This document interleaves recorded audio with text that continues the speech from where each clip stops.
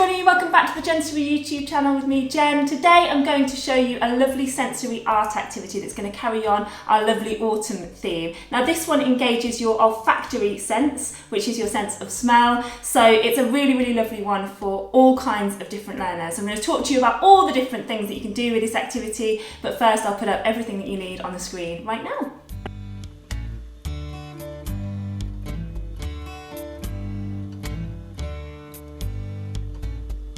Now essentially what we're doing today is doing sensory spice painting. So you can use spice with a little bit of water to create essentially a paste or a paint. So spices have created loads of different colours with them naturally, so we're going to use that to create a beautiful autumn picture.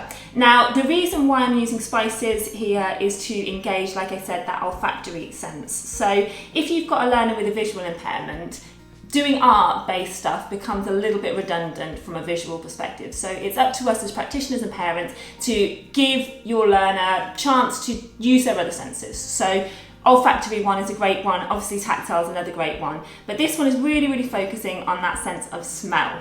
Your sense of smell, so your olfactory sense, is directly linked to a part of your brain called the limbic system. Now the limbic system is responsible for lots of different things, from behaviour to motivation to emotions, quite crucially, but actually it is directly part of the brain that responds to your olfaction. So that is why sense of smell is a really important one for memory, because it's directly that same part of the brain that is responsible for that. And how fascinating is that we've got that real kind of sense of smell there that's directly linked to our long-term memory. So that's worth considering when you think about the kind of spices and kind of smells that you're using. Actually, they are directly linked with memory. So when you use things like coffee, it might be that your learner has a really nice memory of coffee. It reminds them of home, it reminds them of their dad or their mum. Actually, it's a smell they might be quite familiar with. Similarly, chocolate might have some really nice positive memories for your learner. So it's worth considering the real power of the olfactory sense in terms of what you're providing for your learner when you're doing things like this. Now to continue our autumn theme, I've chosen 4 powders here that are going to create autumn colours. Now these activities are taste safe, like I always say, but when I say taste safe, I wouldn't necessarily say that they taste nice. So the ones that I've gone for here, some of them are going to taste better than others. So it might be that actually if you've got a learner that is still at that mouthing stage of learning, they put it in their mouth and they kind of don't really like it very much. But actually it's sometimes important to give different textures and different flavours to your learners and children, because actually that's how they're going to learn about the world, and it's a really key part of development, that. So yeah, some of them are nicer than others, but we'll roll with that. The 4 that I've gone for are, this one is turmeric. You could possibly use mustard powder if you're feeling brave, but I think turmeric's probably a slightly nicer scent and a slightly nicer kind of colour. So that's turmeric. We're going to mix that with a bit of water in a minute. This one is Bourneville chocolate powder, super sensory, smells really lovely, and again it's going to be a really nice scent for your learners that they're familiar with. So actually it's going to engage that limbic system hopefully with a kind of nice regulatory emotional kind of scent, so that's a good one to use. To keep it kind of autumnal and bonfirey, this is smoked paprika. It's the most smoky kind of smell. It's really autumnal when you smell it, and that's going to give us a lovely russet red, so that's a really nice one to use too.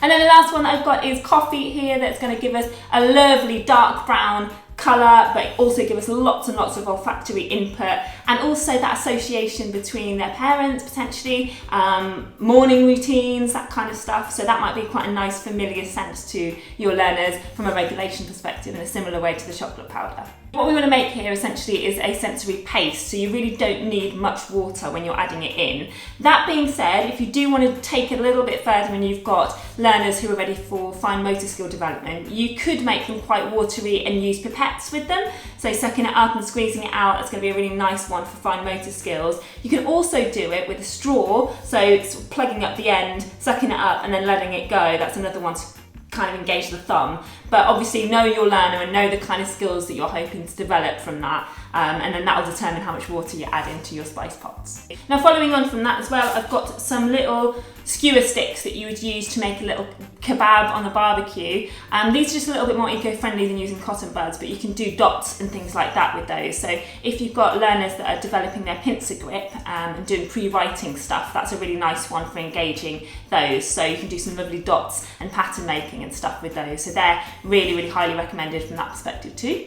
If, however, you have got learners who are working in that sensory motor, so 0 to 2 developmental stage, then you're probably looking at doing this as a sort of really slow-paced sensory experience. So I would probably put them in little pots like this, give them a little smell of it, kind of bring it in, take it away, bring it back, take it away, long before you'd even start to engage them in, you know, doing something on the tray. Just a lovely bit of kind of smelling and stopping, smelling and stopping. Introduce them to each of the scents. You can then do a little bit of choice making. So what I tend to do is that one and try and see if they can like follow the scent as it goes away. Then that one and follow the scent as it goes away. I'm getting so much sense from this as I'm doing it. But then you can look at kind of where they might naturally lean their head to, because actually that's going to promote autonomy, and actually that's a really important thing for our learners. It gives them that sense of early choice making. It gives them that understanding that their views and their communicational intent is valued.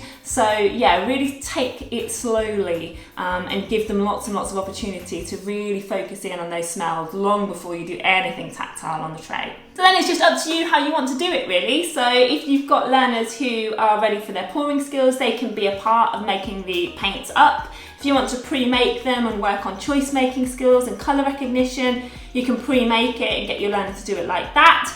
If you've got learners that are working at that really nice slow pace, so learners with PMLD, then you might just want to do one at a time. So do a little bit of smell play and choice making like I mentioned, but then focus in on one and get them to kind of just move their hands around in it. If you use them all at once, you're going to get a cacophony of different smells and it might be a little bit overwhelming from a sensory perspective. So I'd probably slow it down. You might kind of think to yourself, oh, but I want all the autumn colours, but actually I'd say for learners with PMLD or learners with some kind of sensory impairment, that might become a little bit too much to do all that at once. So actually let's take it away from the visual art and make it more about process art. So more about the process of smelling and choice making and really exploring one scent at a time. So yeah, that's probably what I'd advise for your PMLD learners out there. So I'm going to get cracking with my lovely overhead shot and just show you the kind of colours that you can do, the kind of effects that you can do. And yeah, that's it really. So I love doing this. It's a really nice way of incorporating different senses into what is essentially an art-based activity. So really, really have fun with it. Get those autumn colours going and have loads of fun.